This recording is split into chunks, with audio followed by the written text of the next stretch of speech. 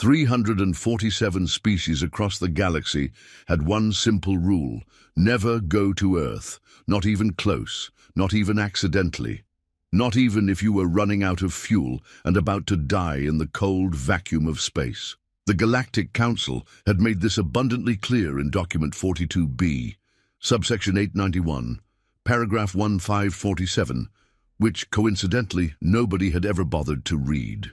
Blunderthorpe Quibbleton III was having what he considered to be a perfectly normal day at the Galactic Council archives. This meant he was sitting in his ergonomically disastrous chair, wondering why anyone would name a filing system after something as ridiculous as alphabetical order, when he accidentally knocked over his mug of fermented beetle juice directly onto his keyboard. "Oh, blast it all!" he shrieked, frantically dabbing at the sticky mess with his sleeve. In his panic, he managed to activate a search function he'd never seen before, which immediately began displaying files marked with rather alarming red warnings and the phrase "cosmic threat level, absolute." The first file that popped up made his 6 eyes widen in horror. There, in bold letters that seemed to throb with malevolent intent, was the heading, "Earth, Quarantine Protocol. Do not approach under any circumstances." Blunderthorpe blinked, all 6 eyes, twice. He had worked in the archives for 43 years, and this was the first time he'd ever seen a file about Earth, which was odd, because Earth was, well, it was just Earth, wasn't it? A small blue-green planet in an unremarkable corner of the galaxy, populated by bipedal creatures who had barely figured out how to leave their own atmosphere without killing themselves. He clicked on the file, which immediately prompted him with a warning. Access requires Level 9 clearance. You have Level 2 clearance. Attempting to access this file will result in immediate termination of employment and possible existential crisis. Blunderthorpe stared at the screen. He was 43 years old, had no friends, no hobbies, and his greatest achievement in life was once filing a document in the correct drawer on his first try. The possibility of an existential crisis actually sounded rather exciting. He clicked yes. What he read next made him wish he hadn't. Classified report. Earth Quarantine Protocols. Established Galactic Year 2847. Following the incident of 2847, all member species of the Galactic Council are hereby forbidden from making any contact with the planet designated as Earth, or Sol 3, or as the inhabitants call it, that rock we live on. The reasons for this quarantine are as follows. 1. The inhabitants, known as humans, possess a psychological condition that can only be described as weaponized creativity. They have been observed turning everyday objects into instruments of destruction with a frequency that borders on the supernatural. 2. Human behavior follows no known pattern of logic, reason, or basic survival instinct. They are capable of actions so unpredictable that our best xenopsychologists have collectively resigned and taken up farming. 3. They have a disturbing tendency to form emotional attachments to other species, then proceed to either domesticate them, eat them, or both, sometimes simultaneously. 4. The phrase "hold my beer" in human language has been classified as a weapons-grade utterance. 5. Under no circumstances should any member species attempt to invade, conquer, or otherwise interfere with Earth. The last 3 species who tried are now extinct. The humans weren't even aware they were being invaded at the time. Blunderthorpe sat back in his chair, which immediately collapsed, sending him tumbling to the floor in a heap of limbs and confusion. As he lay there, staring at the ceiling, he couldn't help but wonder why such important information was hidden in a classified file, instead of being painted in large, glowing letters across every space station in the galaxy. Unfortunately for everyone involved, Blunderthorpe's discovery came at precisely the worst possible moment, because at that very instant, 3,000 light-years away, Greedicus Maximus was having what he considered to be a brilliant idea. Greedicus was the CEO of Cosmic Exploitation Industries, a company whose motto was, "If it exists, we can strip mine it." He had built his fortune by convincing other species to sell him their planets for the equivalent of colorful beads and expired coupons. His latest venture was expanding into what he called virgin territories, star systems that had somehow escaped the attention of galactic civilization. "Gentlemen," he bellowed at his board of directors, all of whom were trying very hard to look interested, despite the fact that Greedicus had been talking for the past 4 hours about the mineral wealth of uninhabited worlds. "I have discovered the ultimate prize, a planet so rich in resources that it practically begs to be exploited." His assistant, a nervous creature named Worrywart McAnxious, shuffled forward with a datapad. "Sir, about that planet, there seems to be some sort of notation in the files." "Notation? Bah!" Greedicus waved a dismissive tentacle. "Probably just bureaucratic nonsense. You know how the Council loves their paperwork." "But sir, it says here that the planet is inhabited by something called humans, and there's a rather large warning that says humans." Greedicus practically vibrated with excitement. "Even better, we can exploit them too. I hear primitive species make excellent cheap labor." Worrywart's face turned a shade of green that was normally reserved for dying plants. "Sir, I really think we should read the full report before—" "Nonsense! We leave tomorrow. Prepare the expedition fleet, and make sure to bring plenty of those shiny trinkets the primitives love so much." The next morning, the Cosmic Exploitation Industries fleet departed for Earth. The fleet consisted of 12 mining vessels, each roughly the size of a small moon, packed with equipment designed to strip a planet bare in a matter of weeks. Leading the expedition was Greedicus himself, aboard his personal flagship, the Inevitable Prophet. The journey to Earth took exactly 3 days, during which Greedicus spent most of his time calculating how many zeros he could add to his bank account once he owned an entire planet. He had grand plans. He would enslave the humans to work in his mines, turn their oceans into fish farms, and convert their forests into toothpicks. It was going to be glorious. What Greedicus didn't know was that Earth had been carefully observed by the Galactic Council for centuries. What he also didn't know was that the quarantine wasn't meant to protect Earth from the galaxy. It was meant to protect the galaxy from Earth. As the fleet approached the solar system, Worrywart McAnxious made one final desperate attempt to save them all. "Sir, I've been reading more about these humans, and I'm starting to think this might not be such a good idea." "What could possibly go wrong?" Greedicus laughed, a sound like grinding gears filled with sand. "They're a primitive species that hasn't even figured out faster-than-light travel. They're probably still hitting each other with sticks." At that precise moment, every monitoring station in the solar system detected the approaching alien fleet. Within minutes, the information had been relayed to every government on Earth, along with a single unified response that would have made the Galactic Council weep with despair. "Finally! We've been waiting for this for years!" The truth was, humans had been hoping for alien contact for decades.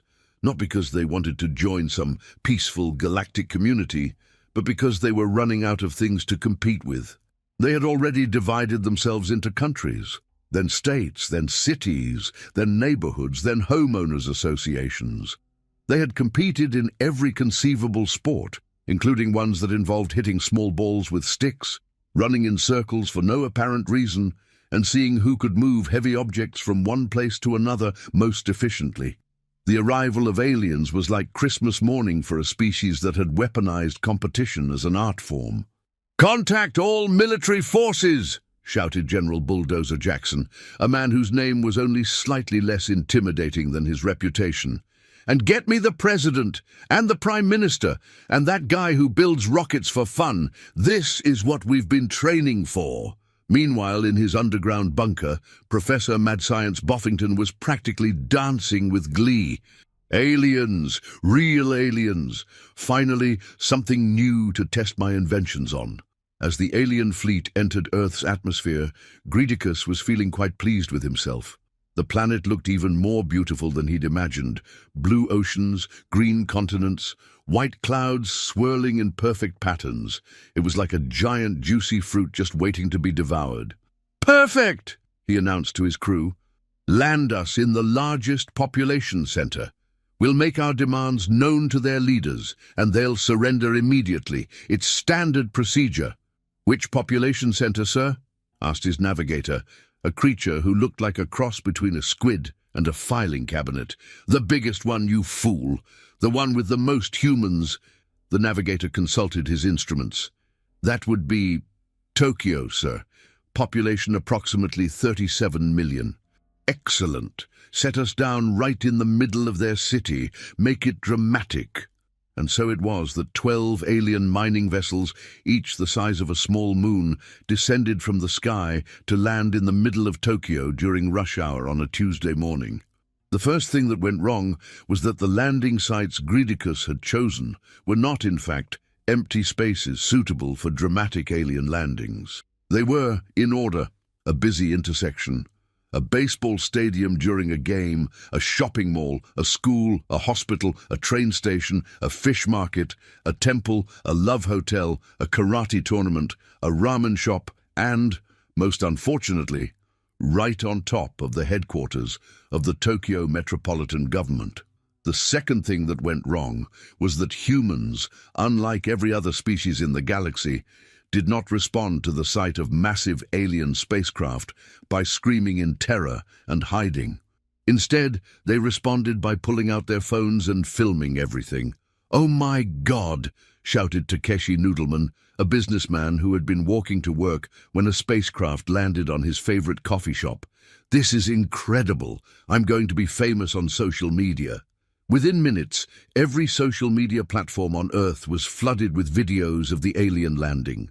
The hashtag alien invasion was trending globally, along with your first contact, you're there here, and my commute can't get any worse. But the third thing that went wrong was far more serious, because when Greedicus finally emerged from his flagship, wearing what he considered to be his most intimidating ceremonial robes, and flanked by his most fearsome warriors, he discovered that humans had a very different idea about how first contact should work. "Greetings, primitive beings," he bellowed through his translation device. "I am Greedicus Maximus, CEO of Cosmic Exploitation Industries. I have come to claim your planet for my corporate empire." The response was not what he expected. "Hold on!" shouted someone from the crowd that had gathered. "Are you guys hiring? Because I've got student loans." "Can you help us with climate change?" called out another voice. "Do you have universal health care on your planet?" asked a third. "Are you single?" inquired a fourth, which made Greedicus's 3 hearts skip a beat for reasons he couldn't quite understand. But the question that really threw him off was, "Are you here to challenge us to a fight? Because we've got some people who've been training for this their whole lives." That's when Greedicus noticed that the crowd surrounding his landing site wasn't composed of terrified primitives cowering in fear. Instead, it seemed to be made up of people who were excited, enthusiastic. Some of them were even applauding. What are you doing?" he stammered. "This is amazing," said a woman who appeared to be some sort of news reporter. "We've been waiting for this moment for decades. Are you here to trade technology? Are you here to share knowledge? Are you here to establish diplomatic relations?" I am here to conquer you." Greedicus managed to get out, though he was starting to feel somewhat less confident about the whole situation. The crowd erupted in cheers. "Finally," shouted someone. "A real challenge." "Are you guys going to put up a good fight?" asked another voice. "Because we've been getting bored with just fighting each other." "Do you have any good weapons?" inquired a third. "We've got some pretty impressive stuff to show you." That's when things started to go rapidly downhill for Greedicus and his invasion force. The first sign of trouble came when a group of humans approached his warriors, beings who had been carefully selected for their intimidating appearance and superior combat training, and began asking them detailed questions about their equipment, their homeworld, their biology, and whether they'd be interested in participating in what appeared to be some sort of competitive activity involving physical combat. "Excuse me," called out a woman who was wearing what looked like a modified military uniform. "Are you guys interested in a friendly sparring match? We've got some martial arts experts who would love to test their skills against alien combat techniques." Before any of the aliens could respond, a group of humans in strange, colorful costumes appeared, as if from nowhere. They were carrying cameras and what looked like very sophisticated recording equipment. "Aliens!" shouted their leader, a man wearing a cape and a mask that made him look like some sort of nocturnal flying creature. "We are the Tokyo Monster Defense Force. We have trained our entire lives for this moment." Greedicus watched in horror as his supposedly terrifying invasion force was rapidly surrounded by humans who seemed to be treating the whole situation like some sort of festival. There were people selling snacks, people taking selfies, people setting up folding chairs as if they were planning to watch a show. "What is happening?" he demanded of Worrywart McAnxious, who was looking progressively more worried by the minute. I don't know, sir," Worrywart replied, consulting his datapad frantically. "According to our intelligence, primitive species are supposed to either surrender immediately or run away in terror. These humans are doing neither." "Sir," called out one of his warriors, "the humans are asking if we want to see their weapons." "Their weapons?" Greedicus laughed. "What could they possibly have that would impress us?" That's when the humans brought out their weapons. The first demonstration was conducted by a group of people who called themselves the Tokyo Defense Initiative. They set up what looked like a small metal tube on a tripod, pointed it at a nearby mountain and pressed a button. The mountain disappeared. "What the hell was that?" Greedicus screamed. "Oh, that's just a prototype," said the woman who had operated the device. "We've been working on it for about 6 months. It's based on some theories about manipulating quantum fields to create localized reality distortions. Pretty basic stuff, really." "Basic stuff?" Greedicus's voice had gone up several octaves. "You just erased a mountain." "Well, we didn't erase it," the woman corrected. "We just moved it to a different dimensional space. It's still there, technically. Want to see us bring it back?" "No!" Greedicus shouted. "No, I do not want to see you bring it back!" But the humans weren't finished. The next demonstration came from a group of people who appeared to be wearing modified construction equipment. "Check this out," shouted their leader, a man who looked like he had been assembled from spare parts of other, larger men. "We call it the Alien Greeting Committee Special." What followed was a display of destruction that made Greedicus's own weapons look like children's toys. The humans had somehow managed to combine elements of heavy construction equipment, military hardware, and what appeared to be carnival rides into weapons that defied every known law of physics. "How is this possible?" Greedicus demanded. "You're supposed to be a primitive species." "Primitive?" laughed the construction worker. "Who told you that? We've been preparing for alien contact for decades. We've got think tanks dedicated to figuring out how to fight aliens. We've got military units trained specifically for extraterrestrial combat. We've got weapons designed by people who spend their free time imagining what alien technology might look like." But you haven't achieved faster-than-light travel." "So what?" the human replied. "We've got better things to do than wander around space looking for other planets. We've been perfecting the art of warfare on our own planet. Do you have any idea how many different ways we've found to kill each other? We've got experts in every conceivable form of combat." That's when Greedicus realized he might have made a terrible mistake. The realization became a certainty when the Japanese military arrived. "Attention, alien visitors," announced a voice from a helicopter hovering overhead. "Welcome to Earth. We hope you've come prepared for a real fight." What followed was a display of military might that made Greedicus's invasion fleet look like a collection of obsolete mining equipment.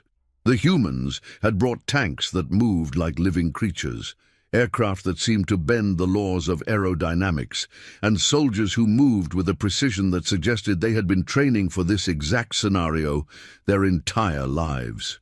"Impossible!" Greedicus shouted. "This is impossible! You're supposed to be afraid of us!" "Afraid?" laughed the military commander. "We've been hoping for this. Do you know how boring it gets fighting the same species over and over again? We've been running out of challenges. But we have superior technology." "Do you?" the commander replied. "Because from where I'm standing, it looks like you brought mining equipment to a military engagement." That's when Greedicus realized that his invasion fleet was, in fact, mining equipment. Very expensive, very sophisticated mining equipment, but mining equipment nonetheless. It had been designed to strip mine uninhabited planets, not to fight a war against a species that had spent centuries perfecting the art of combat. "Retreat!" he screamed. "Retreat to the ships!"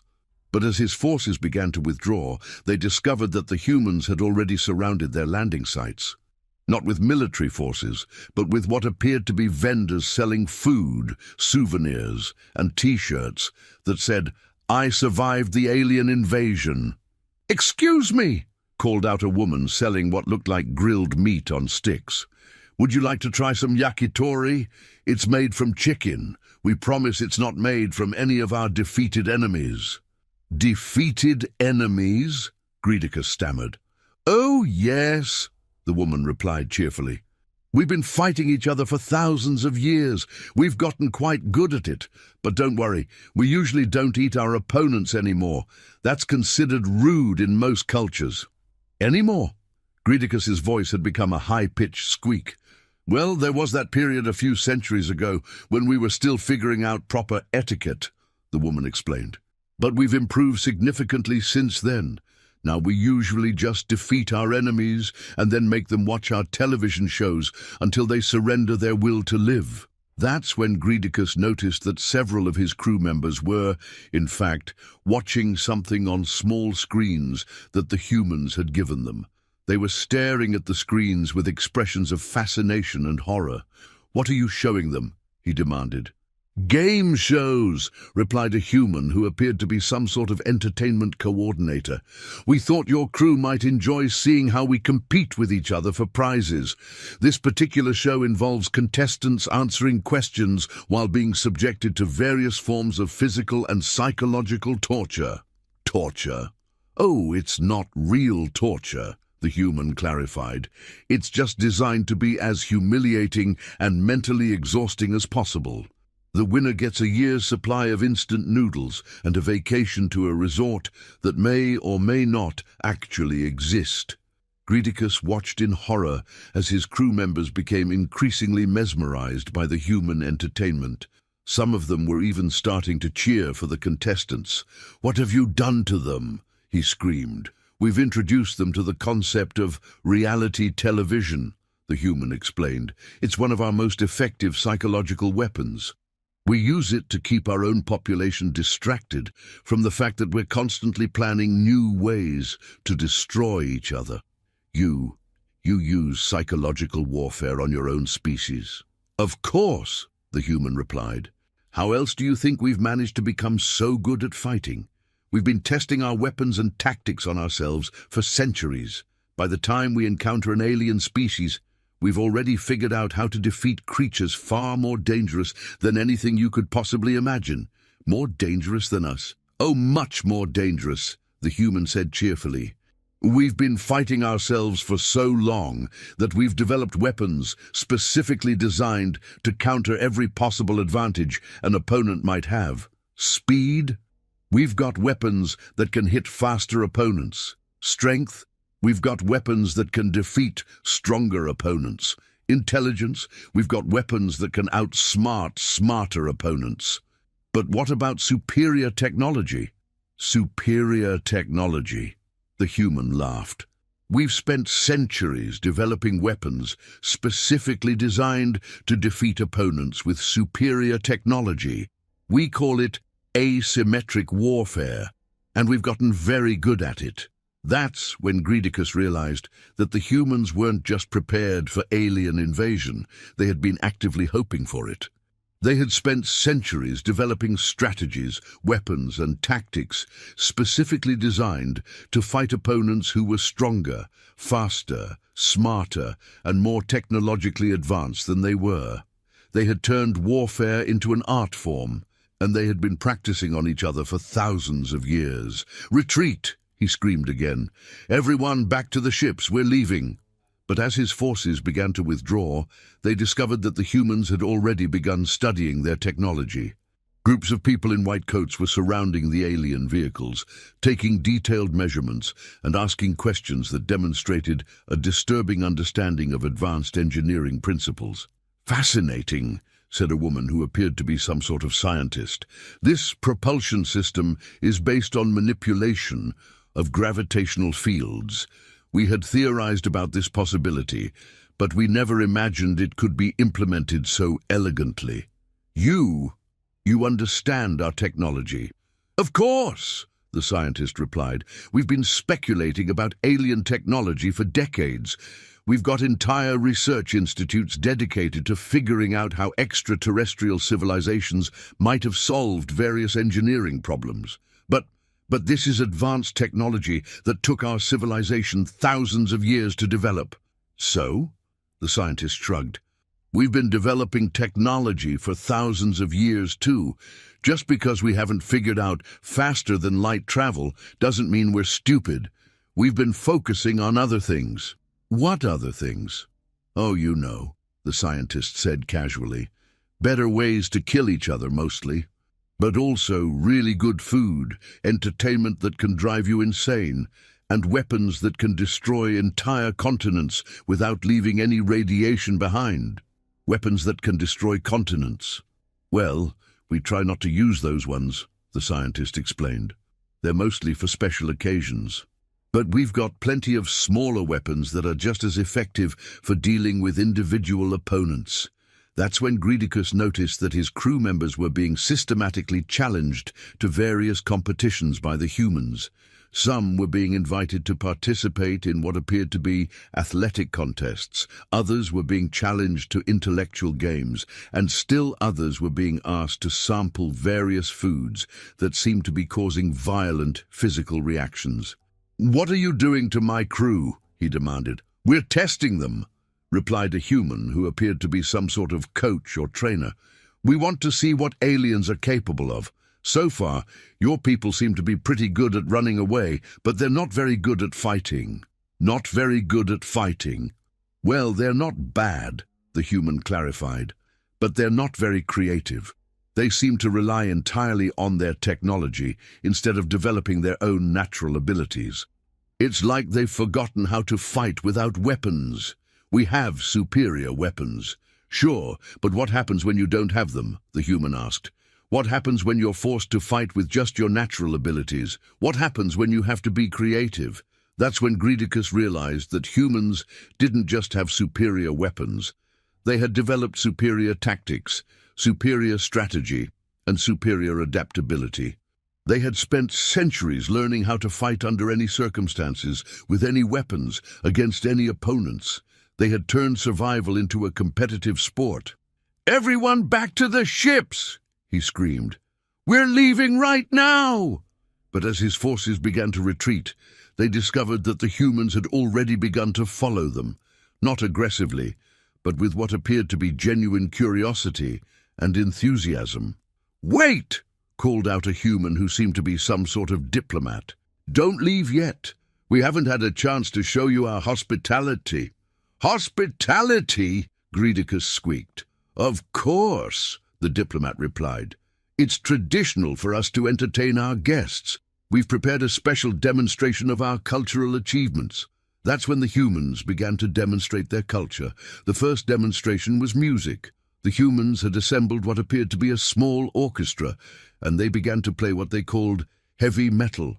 The sound was so loud and so aggressive that several of Greedicus's crew members immediately began to bleed from their auditory organs. "What is that noise?" Greedicus screamed, but he could barely hear himself over the sound. "It's music!" the diplomat shouted back. "We developed it as a form of psychological warfare, but we also enjoy listening to it for relaxation." Relaxation? Yes! After a long day of fighting each other, we like to listen to music that sounds like the screams of our enemies. The second demonstration was food. The humans had prepared what they called a traditional feast, which consisted of dishes that seemed to be actively trying to kill anyone who ate them. "This is our famous ghost pepper curry," explained a human who appeared to be some sort of chef. "It's made with peppers that are so hot they can cause temporary blindness. We eat it to prove how tough we are."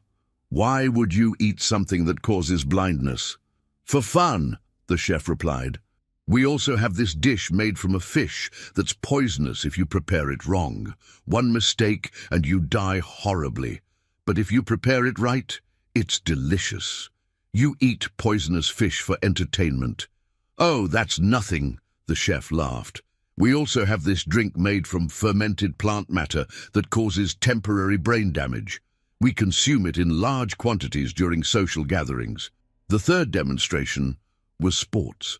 The humans had organized what they called a friendly competition, which involved two groups of people trying to move a ball from one end of a field to the other, while simultaneously trying to injure each other as much as possible.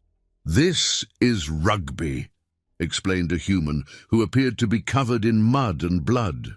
"The goal is to get the ball to the other end of the field, but you're allowed to tackle, kick, and generally brutalize your opponents as much as you want." "That's barbaric." "Oh, this is the gentle version," the human replied. "You should see our really violent sports. We have one where people get into a ring and try to knock each other unconscious with their bare hands. We have another where people strap themselves to giant metal machines and try to race them at speeds that would kill normal people." "What kind of species are you?" "We're humans," the bloody human replied cheerfully. "We're the species that figured out how to have fun by constantly trying to kill each other." That's when Greedicus finally understood why Earth was under quarantine.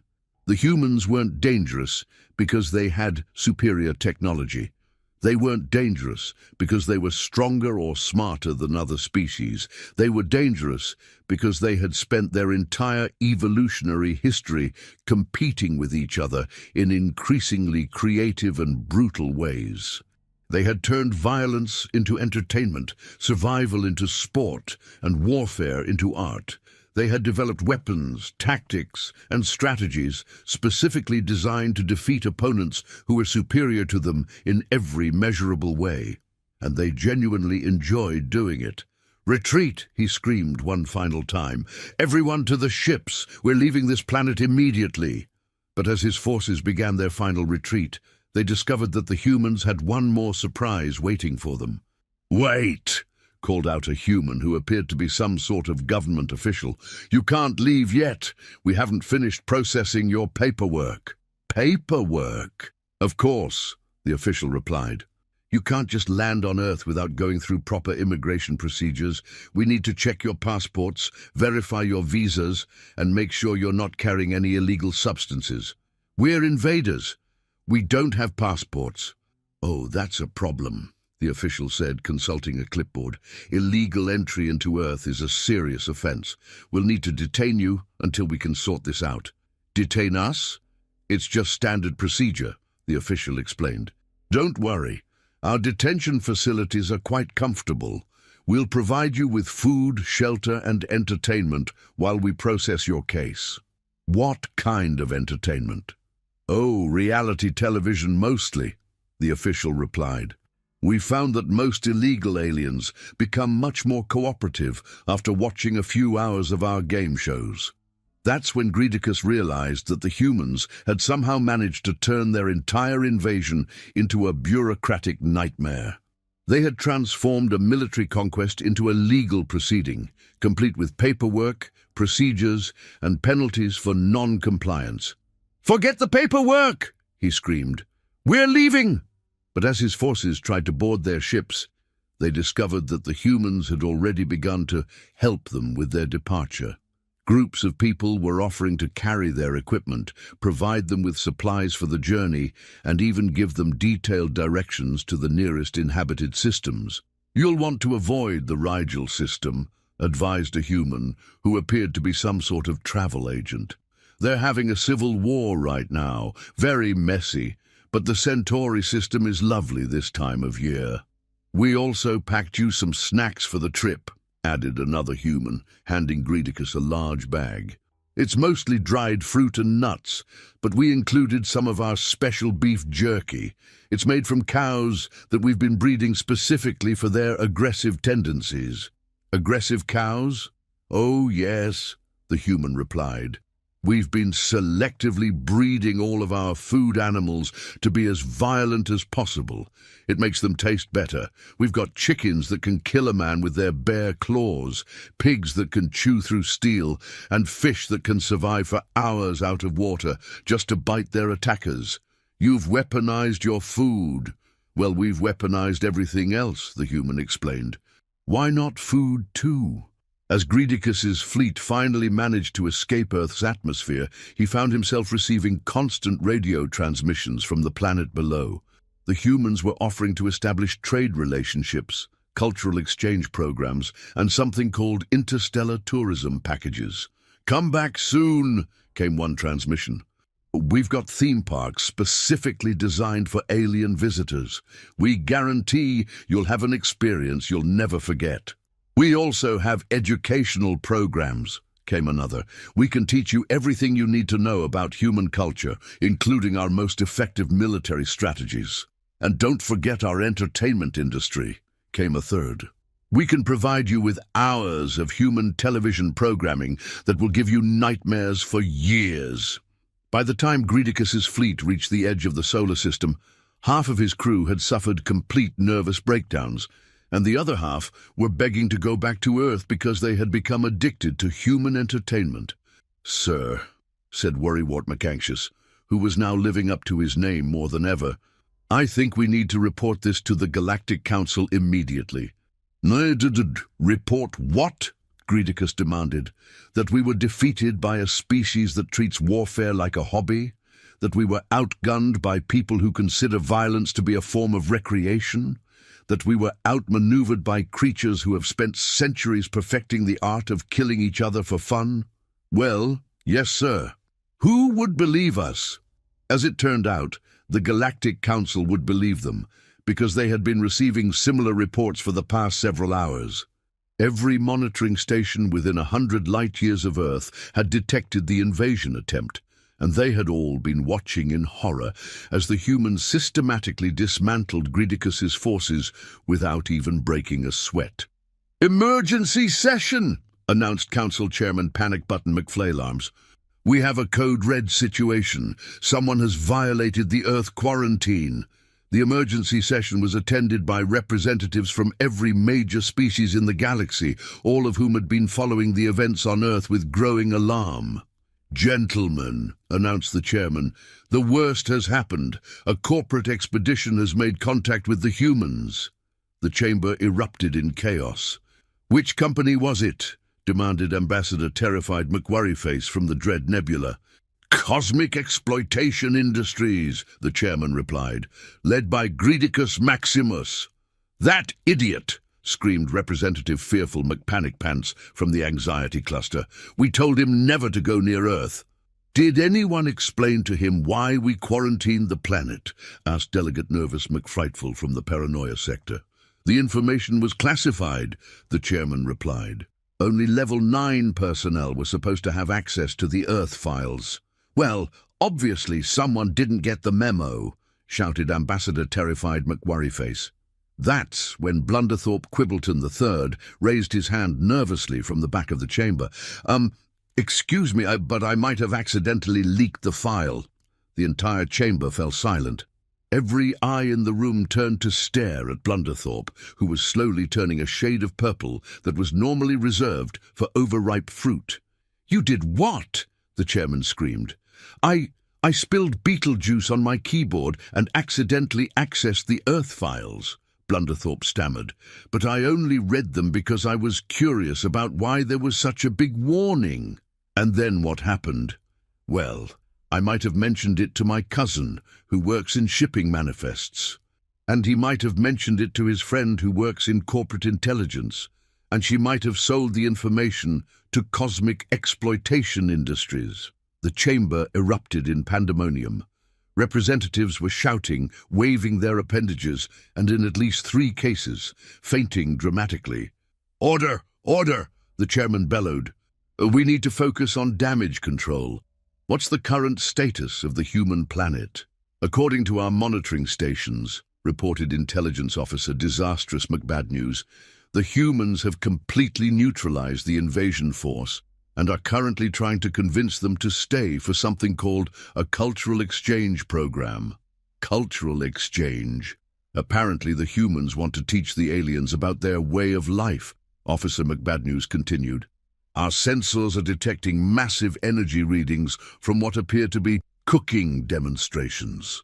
Cooking demonstrations? Yes, sir. The humans are apparently trying to feed the aliens something called Carolina Reaper hot sauce, while simultaneously challenging them to physical combat.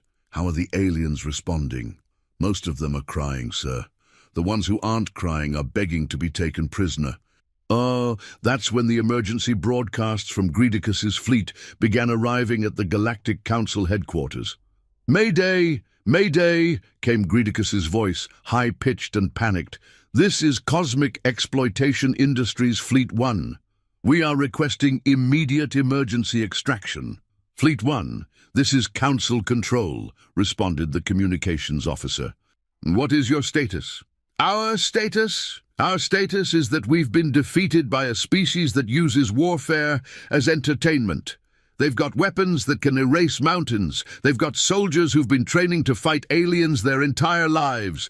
They've got food that can kill you and entertainment that can drive you insane. Fleet 1, please calm down and provide a detailed report. Calm down, calm down.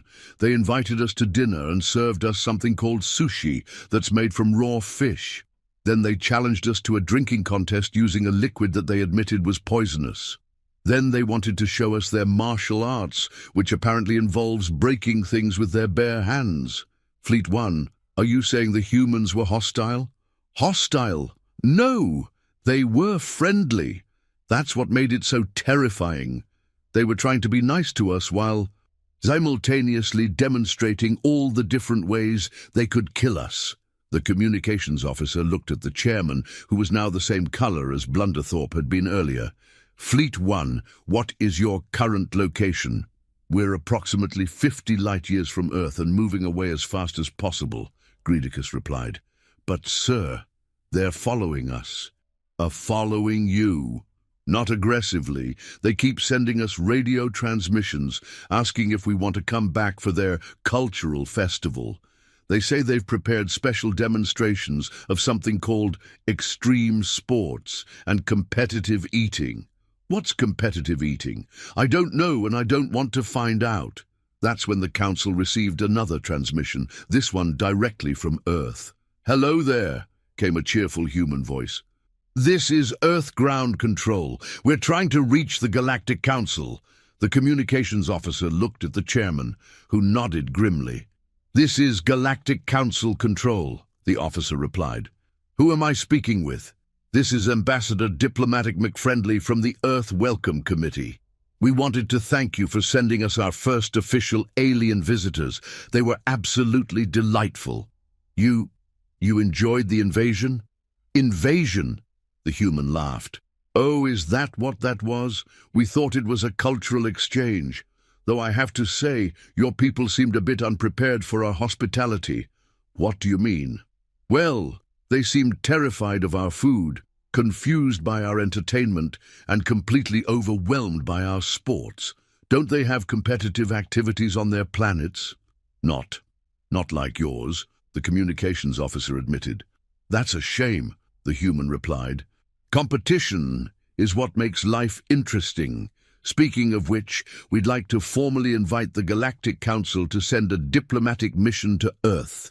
We've prepared a special welcome program that includes tours of our military museums, demonstrations of our weapons technology, and a traditional feast featuring our most challenging cuisines. The chairman was frantically making slashing motions across his throat, but the communications officer seemed to be frozen with terror. We'll have to discuss that and get back to you, the officer finally managed. Wonderful, the human replied. We'll be waiting. Oh, and don't worry about the previous visitors. We've made sure they have plenty of supplies for their journey home. We even gave them some of our entertainment media to keep them company during the trip. What kind of entertainment media? Oh, just some of our classic films, horror movies, action movies, war documentaries.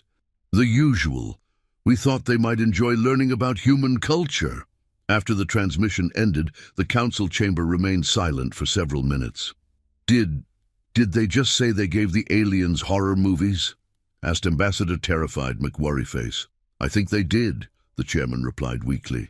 Those poor aliens are going to need therapy, muttered Representative Fearful McPanicpants.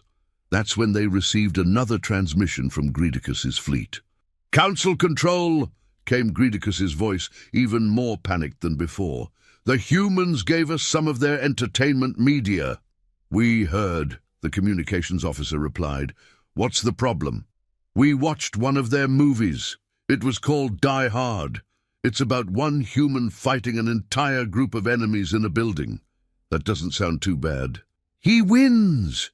One human defeats dozens of trained killers, using nothing but improvised weapons and what they call wit. And apparently this is considered light entertainment for them. Oh no. We also watched something called Home Alone. It's about a child who defeats adult criminals using household objects as weapons. The child wins. Dear Cosmos. And then we watched something called Mythbusters. It's a documentary about humans testing different ways to explode things for fun. They just blow things up to see what happens. Fleet 1, please try to remain calm. Calm? Calm? We also watched something called Deadliest Catch. It's about humans who go out in boats during storms to catch creatures that can kill them, and they do it for a living. The council chamber was now in complete chaos. Representatives were running around in circles, several were hiding under their desks, and at least one had apparently fainted and rolled under a table. Emergency protocols! The chairman shouted. Activate all warning beacons. Update the Earth quarantine to absolute prohibition. No one goes anywhere near that system. Sir, said Intelligence Officer Disastrous McBadnews, what should we do about cosmic exploitation industries? What's left of them? Well, their stock price has crashed, their insurance company has refused to cover acts of human, and most of their crew has resigned to become monks. And Greedicus? Last report has him in therapy. He keeps muttering something about weaponized hospitality and asking if the humans are going to come to his planet to show him a good time. What about the humans themselves? They seem to be planning some sort of galactic friendship festival. They're asking if other species want to participate in something called cultural exchange competitions. Cultural exchange competitions.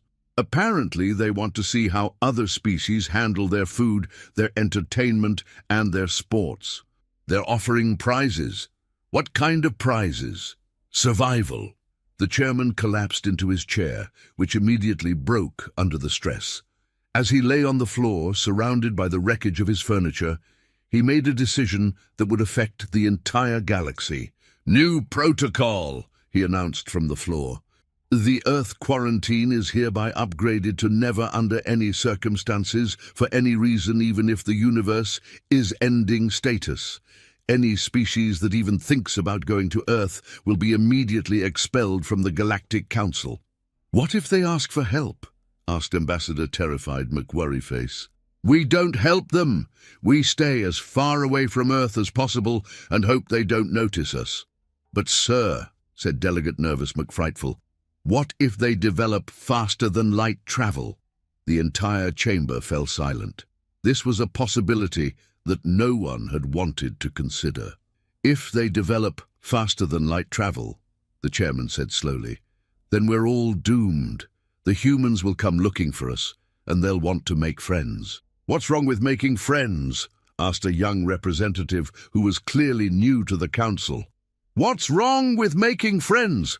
The chairman screamed. Have you not been paying attention? Human friendship involves activities that are specifically designed to kill you. They consider it a bonding experience. Oh, their idea of a friendly get-together includes eating poisonous food, watching horror movies, and participating in physical activities that have a high probability of serious injury or death. And they think this is fun. Maybe we could just explain that we don't want to participate. Explain to the humans. They're the species that turned explaining things into a competitive sport. They have something called debate, where people try to defeat each other using nothing but words, and something called roasting, where they insult each other for entertainment. So what do? We hide, the chairman announced. We hide and hope they never find us. And if they do find us, we surrender immediately and hope they consider us too boring to bother with. That's when they received one final transmission from Earth. Hello again, Galactic Council, came the cheerful voice of Ambassador Diplomatic McFriendly. We just wanted to let you know that we've been thinking about your invitation to send a diplomatic mission. We didn't invite you! The chairman screamed at the communicator. Oh, but you must have, the human replied, because we've been monitoring your communications and we heard you talking about us. We're so flattered that you find us interesting. Monitoring our communications? Of course. We've been listening to galactic radio chatter for decades. We've learned so much about all of you. We know about your species, your planets, your cultures. It's fascinating. You've been spying on us. Spying? Oh no, we just call it research. We've been preparing for first contact for years. We've got detailed files on every species in the galaxy. We know your weaknesses, your fears, your dietary requirements, your mating rituals. Our mating rituals? Don't worry, we've prepared appropriate entertainment for every species. For example, we know that the Zeblonians are afraid of loud noises, so we've prepared a special silent disco for them. And we know that the flibbergibbers are lactose intolerant, so we've made sure to use soy milk in their welcome drinks. The realization hit the council like a massive asteroid hitting an undefended planet. The humans hadn't just been preparing for alien contact. They had been preparing for contact with specific alien species. They had been studying the galaxy for years, learning about each culture, each biology, each psychology. They had been preparing customized forms of hospitality designed specifically for each species they might encounter. Oh, the human continued, and we wanted to let you know that we've started working on faster-than-light travel. We should have it figured out within a few years. We're so excited to come visit all of you.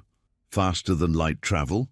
Yes, we reverse-engineered it from the technology that cosmic exploitation industries left behind.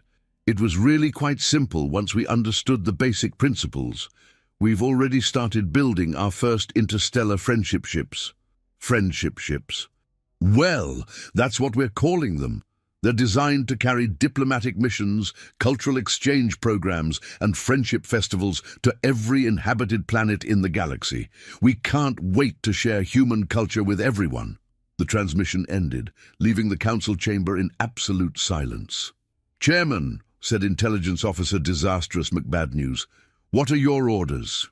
The chairman looked around the chamber at all the terrified faces staring back at him. These were representatives of the most advanced civilizations in the galaxy. They had survived wars, plagues, natural disasters, and cosmic catastrophes. They had faced down black holes, supernovas, and interdimensional invasions, but none of them had ever faced anything like humanity. Evacuation protocols, he finally announced. Every species is to immediately begin relocating to the Andromeda Galaxy. Tell them it's a cultural exchange program. What about Earth? We leave them a nice note thanking them for their interest in galactic friendship, and we politely decline their invitation. And if they follow us to Andromeda? The chairman considered this for a moment. Then we keep running. Forever. As the Galactic Council began its emergency evacuation of the Milky Way galaxy, the humans on Earth were busy preparing for their first interstellar diplomatic mission. They had no idea that their offer of friendship had caused the largest refugee crisis in galactic history. They were too busy planning the menu for their first galactic welcome party. The universe had been a dangerous place before humans discovered faster-than-light travel. After they discovered it, it became something much worse. It became a universe where someone might knock on your door at any time of day or night with a casserole, a smile, and an invitation to participate in something called extreme friendship activities. And that, as any surviving member of the Galactic Council will tell you, is the most terrifying threat the cosmos has ever known.